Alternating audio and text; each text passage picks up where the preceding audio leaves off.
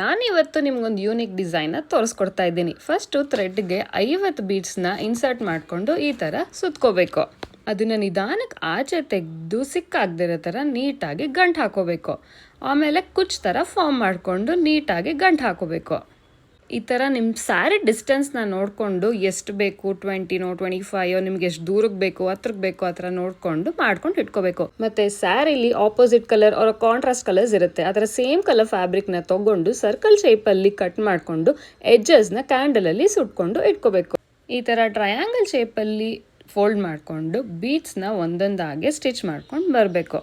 ಮೊದಲು ಸಿಲ್ಕ್ ಥ್ರೆಡಲ್ಲಿ ಹೆಂಗೆ ಮಾಡಬೇಕು ಅಂತ ತೋರಿಸಿದ್ನಲ್ಲ, ಅದೆಷ್ಟು ಮಾಡ್ಕೊಂಡಿರ್ತಾರೋ ಅಷ್ಟೇ ಕ್ವಾಂಟಿಟಿನ ಇದರಲ್ಲೂ ಕೂಡ ಮಾಡಿ ಇಟ್ಕೋಬೇಕು.